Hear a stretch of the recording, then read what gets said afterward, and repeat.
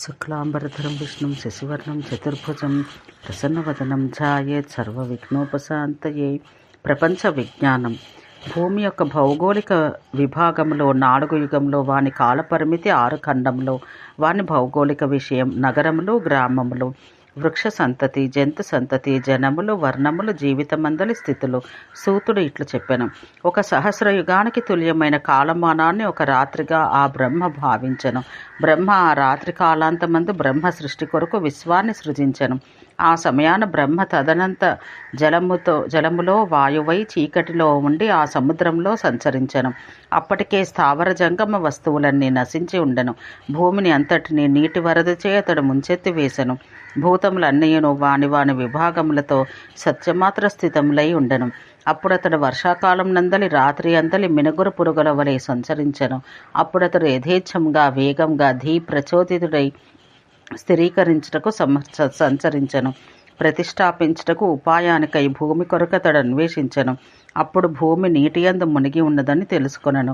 వానిలో ఒకటి గుడ్డిదని తెలుసుకుని భూమిని ఉద్ధరించుటకు సమర్థుడైన అతడు పూర్వకల్పం యొక్క ఆరంభ సమయాన్ని సంస్మరించి సత్యమైన వరాహ రూపం దాల్చి నీటియందు ప్రవేశించెను. ఆ ప్రజాపతి నీటిచే సంఛాదితమై ఉన్న భూమిని కలియగోరి పృథ్విని ఉద్ధరించి దాన్ని మరలా సముద్ర ఉదకములను సముద్రంలో నదుల నీరములను నదులలో ప్రత్యేకంగా ఉంచెను. భూమిని ఎత్తుపల్లాలు లేక సమీకరించి అతడు పర్వతాలను పైకి తీసి ఒకచో సమకూర్చెను. పూర్వం ప్రళయకాలాగ్నిచే పూర్వం సృష్టి అంతయు దహించబడి ఉండుటచే ఆ అగ్నిచేతనే భూమి అందలి పర్వతములు సంపూర్ణంగా విలీనములయ్యను. అవి వాయువుచే వికీర్ణములయ్యను. చల్లదనంచే ఆ శిలలు ఘనీభవించెను. కరిగిపోయి ఎచ్చటెచ్చటి శిలలు పడి ఉండెను. అక్కడ పర్వతాలు ఆవిర్భవించెను. ఆ పర్వతాల స్కందంలో పర్వములచే కదలక అచలములై ఉన్న కారణాన అవి పర్వతాలుగా చెప్పబడినవి. స్కందాచలత్వాత్ అచలాహ పర్వభిః పర్వత అని వానికి గిరులని పేరు వచ్చింది. కారణం అవి నిగీర్ణవములు అయినవి. నిగీర్ణవములనగా మింగబడ్డవి అని అర్థం. గిరయోహి నిగీర్ణత్వాత్ అయనాత్ శిలోచ్చయాః. ఆ పర్వతాలు ఒకచోట నుండి వేరొక చోటుకు ప్రయాణించే శిలోచ్చయ నామములు పొందినవి. భూమిని నీటి నుండి ఉద్ధరించిన తరువాత బ్రహ్మ 7 పర్యాయాలు సప్తవర్షములందు సప్తద్వీపములను సృజించెను. విషమంగా ఎత్తుపల్లాలుగా ఉన్న భూమిని సమీకరించి అనగా సమతలం చేసి అన్ని చోట్ల శిలలతో ప్రభువు సృజించెను. ఆ వర్షములలో ప్రతి వర్షమునకు 7 ఉపద్వీపములు కలవు. అందుకే సప్తవర్షములలోని ఉపద్వీపముల సంఖ్య 49 అయింది. వీని నామచరిత్రాదులు మున్ముందు వర్ణించబడను. 49 ఉపద్వీపాలున్నవి. సృష్టికి పూర్వం పర్వతాలు సన్నివిష్టములై ఉన్నవి. అవి కాంతిచే స్వభావ సిద్ధంగానే వేరొక విధంగా కాక అమృతాలై ఉన్నాయి. భూలోకాదులు 4 యథాపూర్వం బ్రహ్మ చంద్రుని సూర్యుని స్థావరములైన వస్తువులను ఇతరములైన గ్రహములతో సహితం అంతటను నిర్మించను. అంతేకాక ఈ కల్పమునకు సంబంధించిన దేవతలను వారి వారి నివాసములతో కూడా సృజించెను. నీటిని అగ్నిని పృథ్విని వాయువును అంతరిక్షమును దివమును దిక్కులను సముద్రములను నదులను పర్వతములను ఓషధులను వృక్షములను లతలను లవకాష్ట కల ముహూర్తములు మున్నగు కాల విభాగాలను సంధ్యా సమయములను రాత్రులను పగళ్లను పక్షములను మాసములను అయనములను యుగములను స్థానాభిమానులను వాని ప్రత్యేక స్థానములను బ్రహ్మ సృష్టించెను. ఆయా స్థానములకు జీవులను సృష్టించి బ్రహ్మ కృతయుగం త్రేతాయుగం ద్వాపరయుగం కలియుగంను నిర్మించెను. కల్పాది అందు కృతయుగంలో ముందుగా ప్రజలను బ్రహ్మ సృజించెను. పూర్వకల్పమందరి ప్రజలను గురించి ఇంతకు పూర్వమే నేను వర్ణించి ఉంటుంది కదా. కల్పం సమాప్తం చెందగా ప్రజలందరూ అగ్నిచే దగ్ధులైరి. ఆ సమయాన్ని తపోలోకమున చేరలేనట్టి వారును భూలోకమున చేరి ఉన్న వారందరూ పునఃసృష్టి యందు తప్పని అనివార్యమైన కర్మ సిద్ధాంతం కల్పాంతమున అన్ని విశ్వములు నాశనం పొందగా కర్మ విపాకం చెందినట్టు వారు తరువాత యుగమున జన్మించెదరు. ఆ విషయం ఈ పురాణంలో రూఢంగా వ్యక్తీకరించబడింది. దీని వీక్షార్థం తిరిగి వచ్చిరి.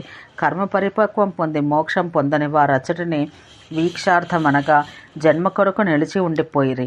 వారు రాబో సృష్టిలో జన్మిస్తారు. అట్లు సృజ్యమానులైన వారు వారి సంతతి కొరకు ఉండిపోయిదరు.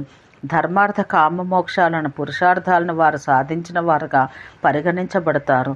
పూర్వం దేవతలు పితరులు మానవులు క్రమంగా సృజించబడిరి. తర్వాత వారు తపస్సు ఆచరించి ఆయా స్థానాలు ఆక్రమించరు. అట్టి మానవ జీవులు నిజంగా బ్రాహ్మణులగుదురు. వారే సిద్ధాత్ములు, ఆధ్యాత్మిక సిద్ధిమంతులు. సంగయుక్తేన కోరికతో కూడిన దోషయుతం అయిన ద్వేషముచే అసంగ ద్వేషయుక్తులు. సంపూర్ణమైన అభిమానము వాంఛ కలుగుట అసంగ దోషం. సంగము కోరికతో కూడిన దోషయుక్తమైన కర్మలచే వారు స్వర్గం పొందిరి. శరీర స్థితి యందు పరివర్తమానులై వారు ప్రతి యుగమందు సంభవించుచుందురు.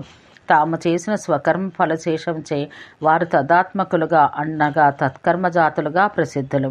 నూతనమైన కల్పం యొక్క ఆగమం చే నిబంధితులైన వారు జనలోకమున సంభవం పొందుదురు. నీటియందు ఉదయించుటకు గల కారణం వారి కర్మచే గ్రహింపనగును. వారి నివాస స్థానం కారణంగా ఎరగనగును. జనలోకం నుండి వారు శుభాశుభములైన కర్మలచే భిన్న భిన్న యోనుల యందు భిన్న భిన్న శరీరములు ధరింతురు. దేవాదులతో ఆరంభమై స్థావరములతో అంతం పొందు జీవులు పరస్పరం వారి వారి పవిత్రములైన కర్మఫలాల్ని సాధారణంగా పొందిరి. అందుకే ఇంతకు పూర్వం వారు ఏ నామరూపాలు పొంది ఉండిరో వానినే పొందిరి. పునః పునః వారట్లే ఆ నామరూపులుగా కల్పములందు పుట్టుచుందురు. ఆ కారణంలోనే ఉపసృష్టిని సృజించవలను అను కోరిక బ్రహ్మకు కలిగెను. సత్య ధ్యానవంతుడొకటి చే బ్రహ్మ ధ్యానించుచుండగానే అతని ముఖం నుండి సహస్ర మిథునములతో ఆ ప్రజలు పుట్టిరి. వారందరూ సత్వోద్రిక్తులగుట వలన ఆ ప్రజలు సతేజస్కులై ఉండరి.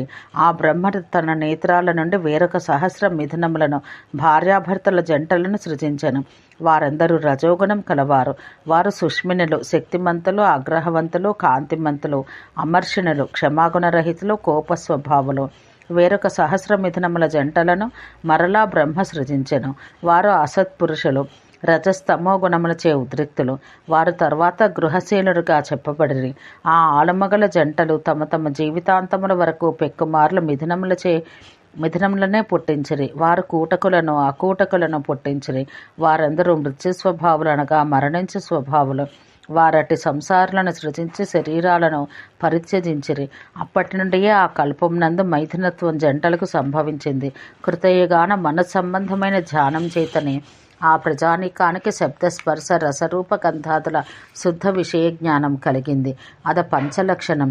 ఈ విధంగా మానస భావములచే ప్రజలు ఉత్పత్తి చెందిరి. ఇట్లే పూర్వం మానసికంగా సాధారణ సృష్టి జరిగింది. అది మిథున క్రియచే ఉత్పన్నం. ప్రపంచమంతయు దానితో నిండి ఉన్నది. వారు ప్రియులై ఉండరి.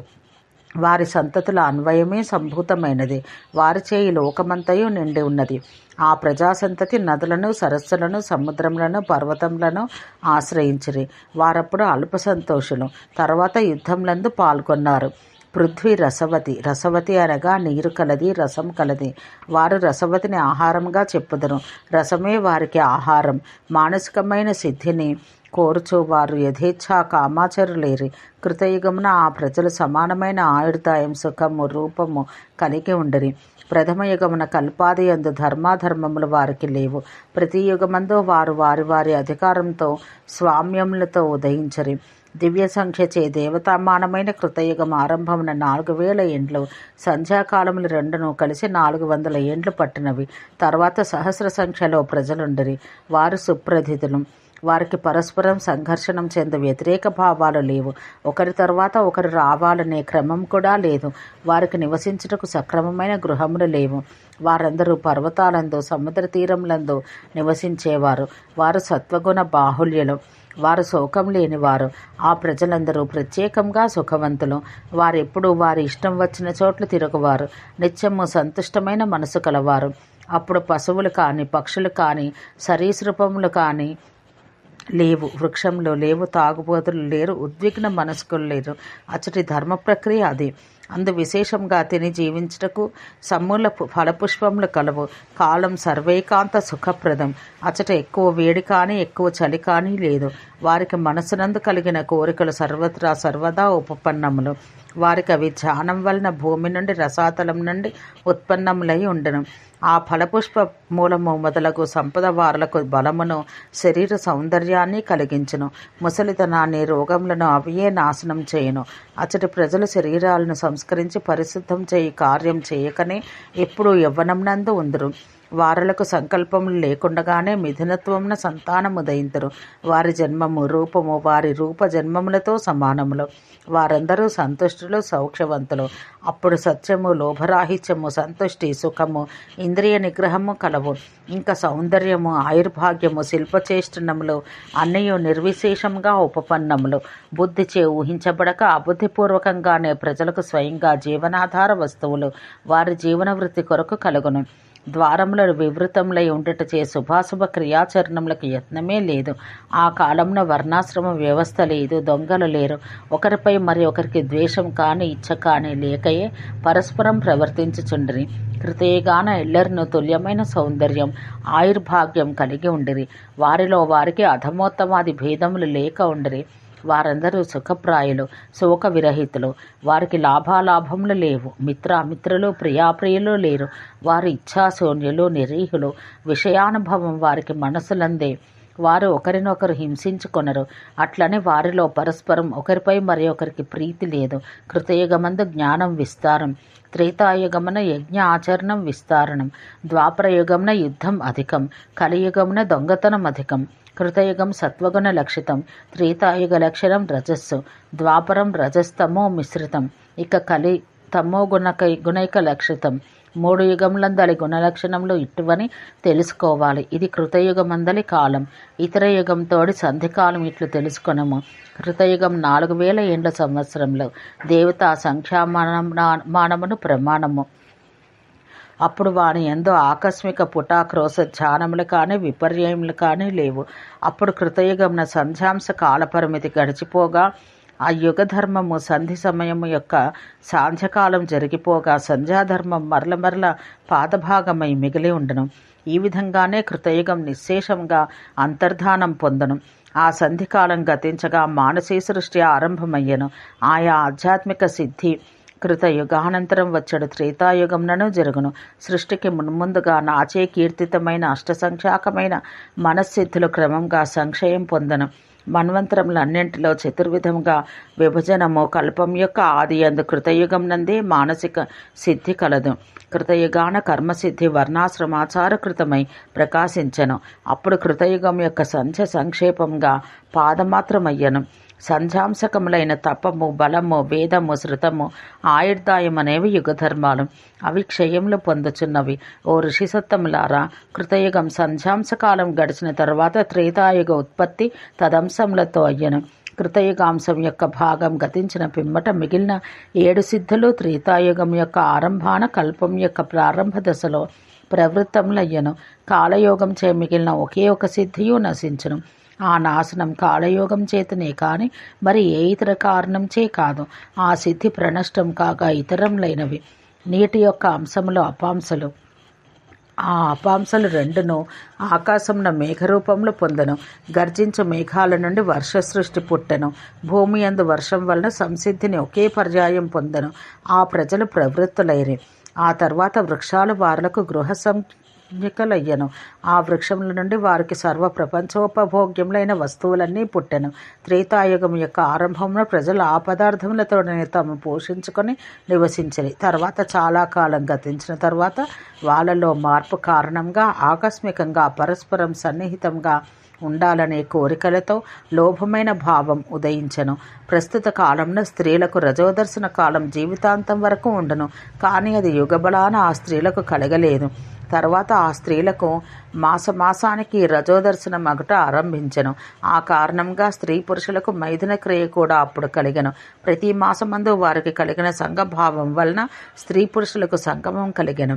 ఆ కాలమందు రజోత్పత్తి వలన వారికి గర్భోత్పత్తి అయ్యెను.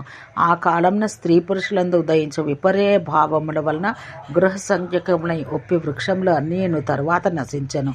ఆ వృక్షములు నశింపగా వారందరూ విభ్రాంతులైరి, వ్యాకులేంద్రియులు అయిరి. కామాసక్తమైన ఇంద్రియ వ్యాకులత్వం కలిగినది. అప్పుడు సిద్ధి కొరకు ధ్యానించిరి. వారు వారి ధ్యానములందు సత్యాభిసంధి వహించిరి. పూర్వం వృక్ష సంజ్ఞకములైన ఒప్పిన వృక్షములు వారి ముందు ప్రత్యక్షమయ్యను. అవి వారికి వస్త్రములను, ఫలములను, ఆభరణాలను ప్రసాదించెను. అట్లే రసాన్వితం మహావీర్యవంతము అయిన మధువు ప్రతి పత్రపుటమునందు ఈగలు లేకుండా ఉత్పత్తి అయ్యను. అది గంధవర్ణ రసంతో కూడుకున్నది.